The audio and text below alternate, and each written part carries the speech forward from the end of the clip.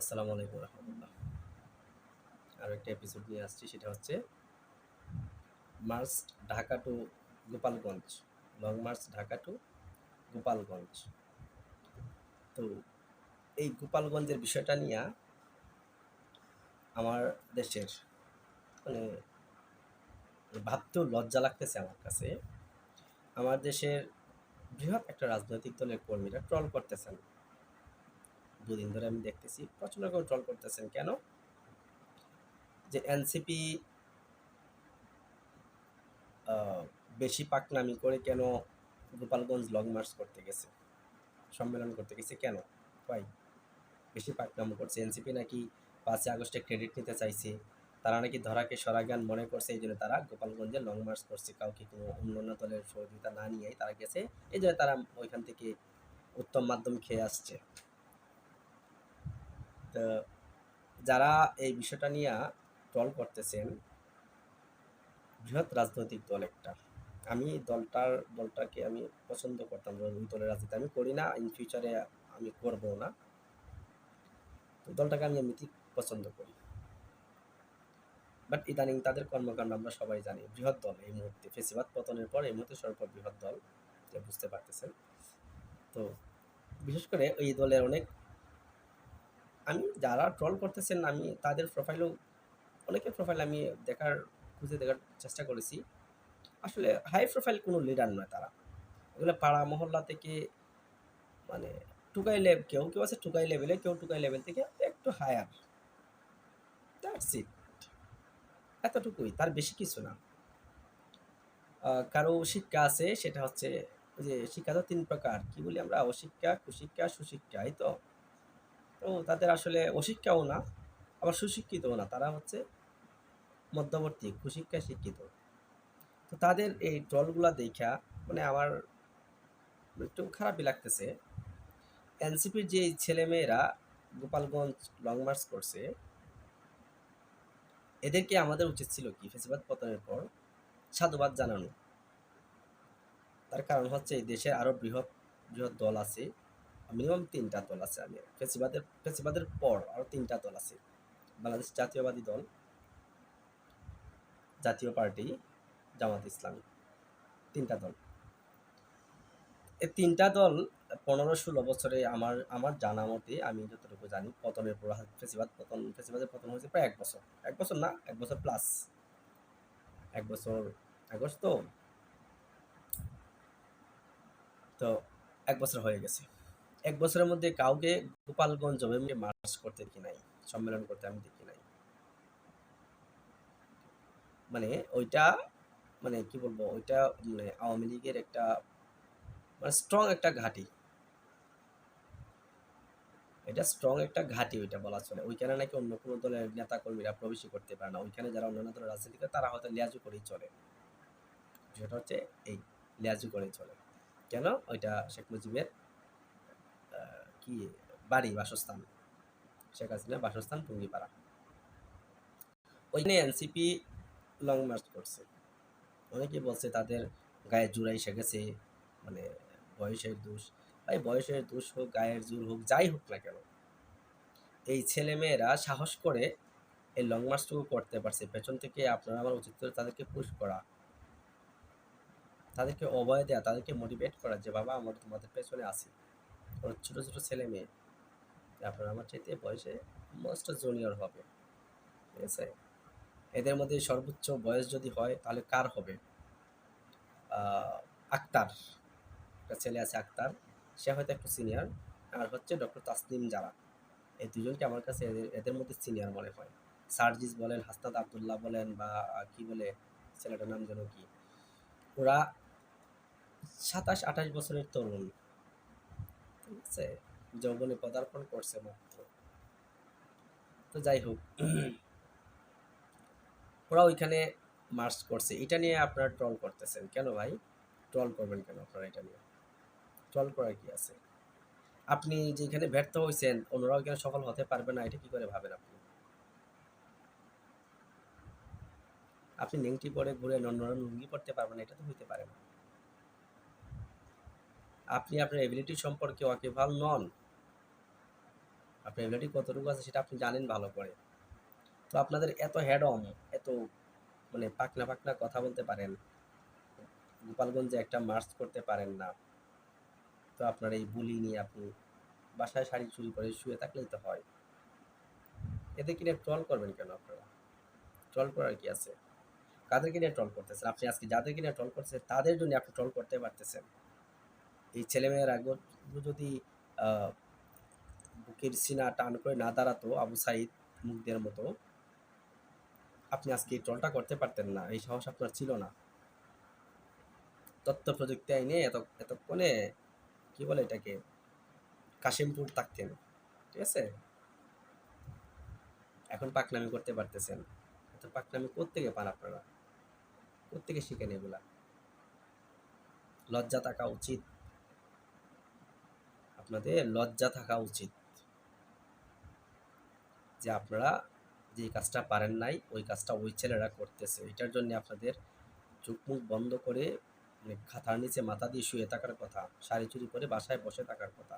আপনারা এদেরকে নিয়ে ট্রল করতেছেন, ফাজলামো করেন। নিজেরা পারেন না, নিজেরা ব্যর্থ, তার মানে অন্য একজনকেও করতে দিবেন না, এটা তো হইতে পারে না। কেন আপনারা এটা করতেছেন সেটা আমি বলি, অল্প সময় আমি সেটা বলি। আপনারা ওই ছেলে মেয়েগুলো কেন রাজনৈতিক দল গঠন করছে এটা নিয়ে আপনাদের প্রচণ্ড ব্যথা, বুকে ব্যথা, মনে আপনাদের মনে প্রাণে খুবই ব্যথা। আপনারা ঘুমাতে পারতেছেন না। আপনারা ট্রল করতেছেন যে ওরা ক্ষমতায় চলে যাবে। না, ক্ষমতা আপনারা যাবেন, সেটা আমিও জানি, আমি বুঝি এটা। আপনারা ক্ষমতায় যাবেন, তো আপনারা ক্ষমতায় যাবেন, আপনারা যে আমি যেরকম জানি আপনারাও জানেন। আপনাদের এই আচরণের কারণে ক্ষমতায় যাবেন, এই ক্ষমতার চেয়ারটুকু কি স্ট্রং থাকবে?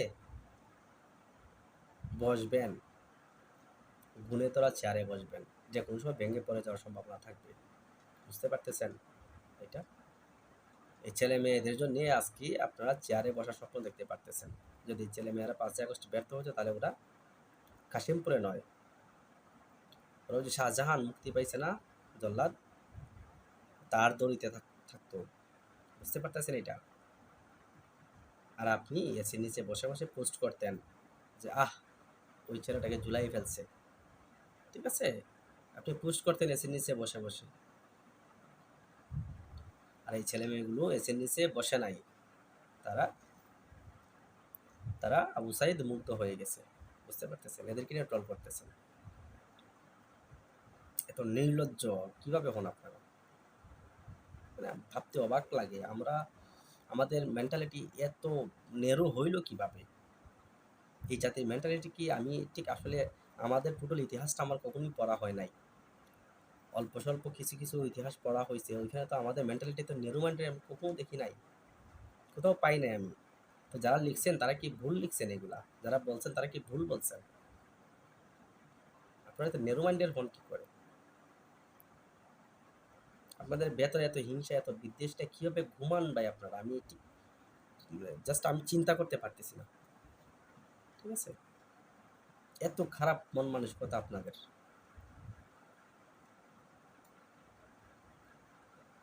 আপনারা এই এনসিপি কে, ছোট ছোট ছেলে মেয়েদেরকে আপনারা আপনাদের প্রতিপক্ষ বানিয়ে নিয়েছেন, এটাও তো এক ধরনের লজ্জা আপনাদের জন্য। আপনারা 50 বছরের পুরনো দল, আপনারা শুক্রবারে শুক্রবারে কি 8 দিনও হয় নাই এই এনসিপির বয়স, আপনারা এদেরকে প্রতিপক্ষ বানায় নিয়েছেন। কতটা নির্লজ্জ, কতটা নিচু মনের আপনারা। তো আমি চাইবো এই দলটা দাঁড়িয়ে যাক, মনের প্রাণে চাইতে সে দাঁড়িয়ে যাক, আমার বিরুদ্ধে কথা বলবে, ডাজন্ট ম্যাটার, আমি মাইন্ড করবো না, আমি কষ্ট পাবো না। আমি অন্যায় করবো, ভুল করবো, আমি লুটপাট কি দখলবাজি চাঁদাবাজি করবো, আমার বিরুদ্ধে বলবে না, সেটা হইতে পারে না। ওরা বলুক, আমার কষ্ট লাগলো, সে ওরা বলুক। ওরা আমাকে বললে যদি আমার পেছনে যারা আছে পরবর্তী প্রজন্ম তারা যদি দেখে শিক্ষা পায়, সেটাই এদের সার্থকতা। নিশ্চয়ই ওরা এটার প্রতিদান পাবে। এই পৃথিবীতে না পাক, ওইখানে চলে গেলে ওইখানে পাবে, ঠিক আছে? আপনারা এদেরকে প্রতিপক্ষ মানে কিভাবে ধরে নিচ্ছেন আমি মানে ভাবতে পারতেছি না। আজকে আমার সব মানে মামা ডাকি ওনাকে, অনেক সিনিয়র, আমার বড় ভাইয়েরও বড় উনি, ঠিক আছে? মানে উনি দেখলাম ছেলেদের বিরুদ্ধে জাস্ট দু একটা কথা বলে ফেলছে, আমার সাথে কথা বলে মানে ফাজলামো করি ওনার সাথে, ভালো একটা সম্পর্ক বলতেছে। তো উনাকে সত্যি কথা বলতে উনাকে আমি একরকম অ্যাটলিস্ট আমি রেগে গেছিলাম সবশেষে। কিছু কথা বলে আসি তখন উনি চুপ হয়ে গেছে, বলছে বাবা ঠিকই আছে, আসলে এতদূর চিন্তা করেন। কেন চিন্তা করবেন না? চিন্তা করার দরকার। বাবা আপনারা যদি চিন্তা না করেন তা আমরা মানে কার কাছে আমাদের সমস্যার জন্য সলিউশন নিতে যাব? আপনারা তো আমাদেরকে নিয়ে ভাববেন। আজকে চলে গেলে কালকে আমাকে কে সলিউশন দিবে? আমাকে কে রাস্তা দেখাবে? এই হচ্ছে আমাদের দেশের অবস্থা। ঠিক আছে? তো আসলে এনসিপিকে ছোট করে দেখার কিছু নাই। আপনারা কি বলবে ট্রান্সজেন্ডার হিসেবে পূর্বে যেখানে ছিলেন এখনো ওইখানেই আছেন, বরং আরো অধঃপতনের দিকে যাচ্ছেন। বুঝতে পারতেছেন এটা? এটা বোঝার ক্ষমতা কি আল্লাহ আপনাদেরকে দিছেন? একটা জিনিস ভালো লাগছে, না বললেই নয়। সেটা হচ্ছে এনসিপির উপর যখন গোপালগঞ্জে আক্রমণ হয় তখন ঢাকা ইউনিভার্সিটির ছাত্রছাত্রী তৎক্ষণাৎ বের হয়ে গেছে তারা ক্যাম্পাস থেকে। বৃহৎ দুটি দলের এই দেশে বর্তমানে বৃহৎ যে দুটি দল, বাংলাদেশ জামায়াত ইসলামী এবং বাংলাদেশ জাতীয়বাদী দল, এই দুইটা দলের যে ছাত্র শাখা, আহ, ছাত্র শিবির এবং ছাত্র দল, ভালো লাগছে এই বিষয়টা দেখে। ছাত্র দল মশাল মিছিল করছে আর ছাত্র শিবিরও বিক্ষোভ মিছিল করছে, করতেই পারে। কিন্তু সবচেয়ে মজার বিষয় হচ্ছে যেটা বিএনপি আওয়ামী লীগ ক্ষমতায় যখন উত্থান হচ্ছে তখন দেখতাম বাজারে মানে একই রাস্তার এক পাশ দিয়ে উত্তর পাশ দিয়ে যাচ্ছে মধ্যখান দিয়ে ডিভাইডার, এক পাশ দিয়ে যাচ্ছে আওয়ামী লীগ মিছিল নিয়ে, এক পাশ দিয়ে যাচ্ছে বিএনপি মিছিল নিয়ে, মানে ভালো লাগতো। মাঝে মধ্যে সংঘর্ষও বাড়তো। ঠিক আছে? তখন মসজিদের চাঁদের উপরে দাঁড়ায় দাঁড়িয়ে এগুলো দেখতাম।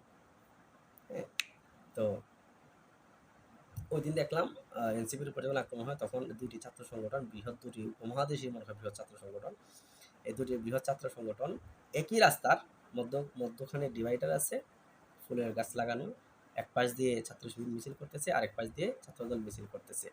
দুইটা দলের স্লোগানই সেম, দুইটাই ফেসিবাদ বিরোধী মিছিল করতেছিল, নিন্দা জ্ঞাপন করতেছিল, মুজিববাদ মুর্দাবাদ বলতেছিল। দুইটা সংগঠনই ভালো লাগছে। এই ছাত্রছাত্রীদের দেখে আপনারা শিখেন, বয়োজ্যেষ্ঠ যারা আছেন, যারা উপর লেভেলে আছেন, চেয়ার নিয়ে বসে আছেন, এগুলো দেখে শিখেন। সারা জীবন তো টুকাইগিরি চাঁদাবাজি করছেন, শিখেন নাই কোনো কিছু, শিখার সুযোগ পান নাই, এখন শিখেন এদেরকে দেখে। ছাত্ররা ওরা এখনো ছাত্র, আপনি আমি ছাত্র না, কিন্তু ছাত্র তো শেষ কবে? ঠিক আছে? তো শিখার অনেক কিছুই আছে। শিখার যেমন বয়স লাগে না, ঠিক তেমনি স্থান কালও লাগে না। যে কোনো জায়গাতে আপনি মুচির কাছ থেকেও শিখতে পারেন।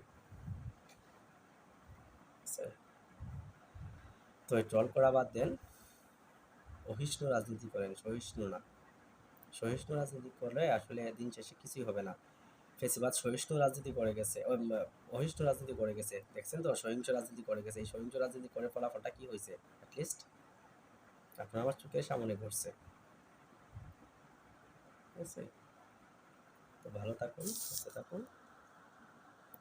ধন্যবাদ সবাইকে।